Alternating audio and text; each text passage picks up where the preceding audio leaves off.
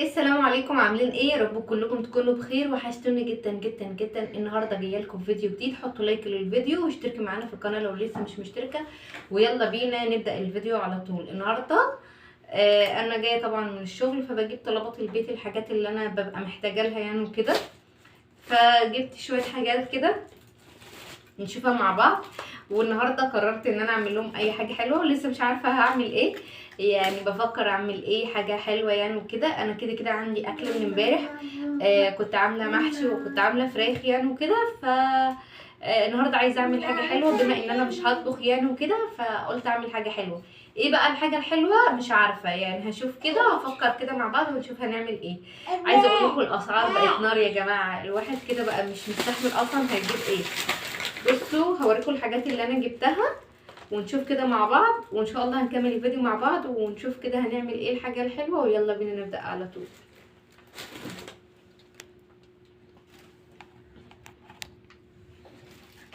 بصوا دي الحاجات اللي انا جبتها.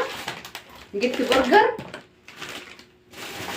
وجبت كريم شانتيه طبعا علشان الحاجه الحلوه اللي انا هعملها. جبت كيس ملوخيه بسمه. انا يعني الملوخيه الخضراء عامه بتبقى صعبه بالنسبه لي في ان انا بعملها. دي الفاتوره، دي الفاتوره اهي.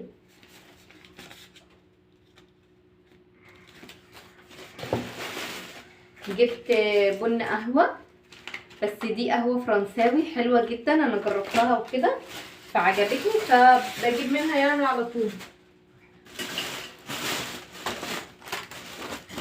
جبت لهم البسكوت ده علشان هما بياخدوه معاهم الحضانه، مهند وكنزي بياخدوا معاهم الحضانه. وجبت كيس البسبوسه ده، لسه برضو مش عارفه انا هعمل ايه يعني. الصراحه بفكر اعمل كيكه، زلابيه، بسبوسه، لسه مش عارفه.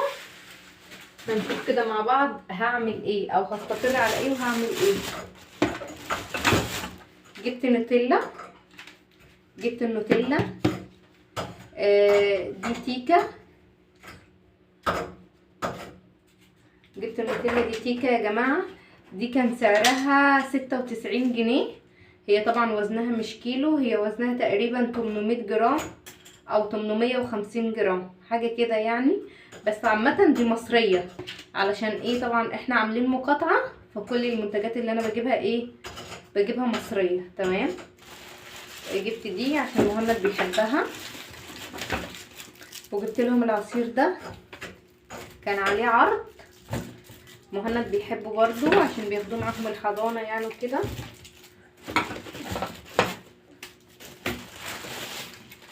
وجبت لبن حطيته في التلاجة على طول.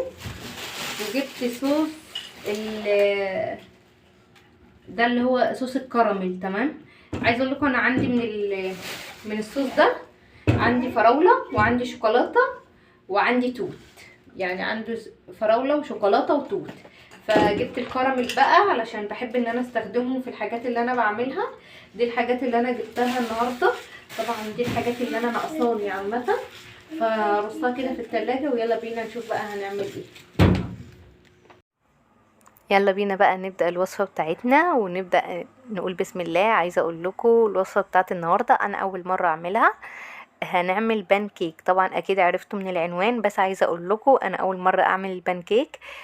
الوصفة عجبتني وقلت ان هي سهلة وحاجة جديدة ان انا ممكن اجربها، وهشوف ولادي هيحبوها ولا لا. هنا بقى كنت جايبة حاجات بقى من الهايبر ماركت. كنت جايبة زبدة اسمها الحلوب، وكنت جايبة خميرة فورية، وكنت جايبة دقيق أول مرة أجربه متعدد الاستخدامات اسمه الأطيب. جبت بقى كيس اللبن، كوبايتين من الحليب، وكمان رفعتهم على النار. لازم يبقوا دافيين مش مغليين بس دافيين. اول حاجة كوبايتين من الحليب، وبعدين حطيت عليهم معلقة كبيرة من الخل علشان نقطع اللبن او اللي هو نخليه يجبن. تمام كده. الوصفة بتاعت النهاردة بيقولوا ان الاطفال كلها بتحبها، فانا اول مرة اجربها وهنشوف مع بعض وهقول لكم بصراحة رأيي فيها ايه. هنا بقى الحليب كان دافي، قلبت كده الخل مع الحليب، وكمان جبت 3 معالق من الزبدة السايحة، الزبدة اللي انا لسه موريها لكم دلوقتي. 3 معالق بالظبط من الزبدة السايحة. وهنقلب كل المكونات السايلة مع بعض. وكمان هنكسر عليهم بيضة واحدة. المكونات بتاعة الوصفة بتاعة النهاردة سهلة جدا، وكمان هتلاقيها متوفرة عندك في البيت بكل سهولة، مفيش فيها اي اختراع او اي حاجة ان هي نجيبها من بره. بعدين حاطين عليهم معلقتين من السكر، وهنقلب كل المكونات مع بعض. بصوا كده، هتقلبيها باي حاجه عندك، بمعلقه، بمضرب يدوي.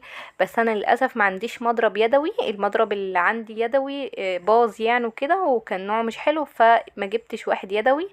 وكمان عشان عندي مضرب كهربائي فخلاص بقى تحس ان انا يعني مش محتاجه اليدوي كتير، مع اني يعني فاكره ان انا انزل اجيب ايه واحد يعني. هنا بقى جبت بقى كوبايتين من الدقيق، هما كوبايتين حليب وعليهم كوبايتين من الدقيق. هننخل بقى الكوبايتين من الدقيق. اهم حاجه في الوصفه يا جماعه ان انت تنخلي اي دقيق لما تيجي تعملي كيكه، تعملي اي حاجه، تنخلي الدقيق كده في مصفى علشان ما يبقاش فيه اي تكتلات او اي حاجه مخرزه. ده هيساعدك جدا في نجاح الوصفه يعني. هنا بقى حطينا بيكنج باودر ورشه من الملح، يعني ذره ملح صغيره. وهنقلب كل المكونات بتاعتنا كده مع بعض. شوفوا انا كده بقلبها كده بالمعلقه، وبعدين هضربها كده بالمضرب الكهربائي. لو عندك مضرب يدوي مش هتحتاج المضرب الكهربائي خالص، بس زي ما قلت لكم انا اصلا ما عنديش مضرب يدوي. هنا بقى حطينا عليها باكت من الفانيليا علشان ريحه البيض يعني وكده، وهيديها طعم برضو حلو. هنا بقى جبت المضرب الكهربائي وقلت بقى هضربها كده على اساس تبقى ناعمة ومفيش فيها اي تكتلات خالص. والخطوة دي نقدر نعملها بالمضرب اليدوي عادي جدا جدا جدا، هتدينا نفس النتيجة، مش اي حاجة مختلفة خالص. هنا بقى هنضربها بالمضرب الكهربائي وهوريكم شكلها بعد ما خلصت خالص. عايزه اقول لكم كنت مبسوطه جدا بالنتيجه، والوصفه ولادي عجبتهم وحبوها جدا جدا. وهنا بقى خلصت بقى ان انا ضربتها بالمضرب الكهربائي وخلصتها. حطيت بقى عليها الفوطة كده اي غطا بحيث ان هي ترتاح لمدة 10 دقايق او ربع ساعة. وقلت حبة المواعين اللي في الحوض دول بقى ايه اغسلهم كده علشان كل حاجة تبقى اول باول تبقى نظيفة. عارفين طبعا المطبخ عندي يدوب متر ونص، مفيش فيه اي مكان ان انا اسيب فيه اي كركبة خالص. الروتين ده انا بعمله لما بروح من الشغل. بصحى الصبح، انا اليوم بتاعي بيبقى ماشي، بصحى الصبح تقريبا الساعة 7، بلبس وبلبس ولادي وبفطرهم تقريبا حاجات بسيطة كده الصبح، وكمان بحضر لهم السندوتشات بتاعتهم، وكمان بلبس انا كمان وبحضر شنطتي وبحضر حاجتي، وبعدين بنزل انا وولادي، بودي ولادي الحضانة، وبعدين بتحرك وبروح الشغل بتاعي. وبعد كده برجع من الشغل باخد ولادي وبرجع على البيت. برجع بخلص شغلي على الساعة 3:30، باخد ولادي من الحضانة 3:30 تقريبا. الشغل بتاعي قريب من الحضانة، وبعدين باخد ولادي وبرجع البيت. هما دلوقتي انا اكلتهم، اتغدينا، كان في عندي اكل من امبارح، ما عملتش اكل جديد يعني، يا دوب سخنت كده اكل من امبارح كان عندي. وبعدين هما ناموا بقى، فانا قلت اعمل معاكم بقى الوصفة دي علشان هما نايمين كده والجو رايق، ويصحوا كده من النوم يلاقوا حاجة حلوة ياكلوها. بيفرحوا جدا بالحاجة الحلوة، خصوصا الاطفال. مهند وكوكي ما شاء الله عليهم كبروا بقوا يلعبوا وبقوا يندمجوا، فدي حاجة مفرحاني جدا. هما بقى صحيوا بقى في الوقت ده، انا كنت خلاص خلصت تقريبا وسبتها ترتاح ربع ساعة. هما ما ناموش كتير، وانا كمان بحب ان هما ما يناموش كتير. هنا بقى تجيبي اي حاجة كده ليها بوز، يعني ليها بوز كده من قدام، شايفين الكنكة اللي انا ماسكاها دي ليها بوز كده من قدام علشان تقدري ان انت تصب بيها اي حاجة عندك، تقدري ان انت تصب بيها. القوام بتاع العجينة بتاعتنا بيكون اتقل من الكيكة حاجة بسيطة، يعني ما بيكونش سايل قوي وما بيكونش تقيل قوي، بس اتقل من الكيكة حاجة بسيطة. هنسخن النار، يا ريت يكون عندك طاسة تيفال او طاسة، اهم حاجة ان هي ما تكونش بتلزق، يعني الحاجة ما بتلزقش فيها. بص شكلها عامل ازاي، يعني كويس جدا ان انت تسيبي فراغات ما بين كل واحدة والتانية عشان بس ما يلزقوش في بعض. وشكلها كان حلو جدا، وعايزه اقول لكم كمان الريحه بتاعتها ما شاء الله جباره. اول لما تلاقي الفقاعات بتاعتها كده ظهرت من فوق، اعرفي بس ان هي خلاص استوت، وبس ان انت ايه تقلبيها. هنا بقى النار كانت عليت مني، وانا اصلا طبعا لسه بجرب كده ولسه اول مرة اعمل الوصفة، فمش عارفة السوا بتاعها بياخد وقت قد ايه على النار. فدلوقتي عرفت ان هي بتاخد وقت قد ايه. وكمان انتي النار عندك على حسب، البوتاجاز عندك عالي، البوتاجاز عندك وسط، البوتاجاز عندك هادي، على حسب كده بتظبطي النار عندك. انا الصراحة كنت لسه اول مرة بجرب ومش عارفة بتاخد وقت قد ايه. ف كده يعني لسه كنت بجرب وبشوف الدنيا ماشيه ازاي. بس عايزه اقول لكم كوبايتين الدقيق وكوبايتين الحليب عملوا لي كميه حلوه جدا جدا جدا، وعجبت ولادي جدا. وكمان حطيت عليها صوص هوريكم كده في الاخر، واديتها لهم كمان في الحضانه، ما شاء الله عجبتهم قوي وكانوا بياكلوها وهم مبسوطين. دي الكمية اللي طلعت لي، بصوا حلوة قوي وكمان طرية جدا ما شاء الله. ده بسبب ان احنا حطينا عليها زبدة. ودي الصوصات اللي عندي، الصوصات دي حلوة جدا يا جماعة، وبستخدمها في حاجات كتير، انصحكم بيها. طول ما هي موجودة عندكم في البيت هتستخدموها في حاجات كتير قوي، وولادك كمان هيحبوها.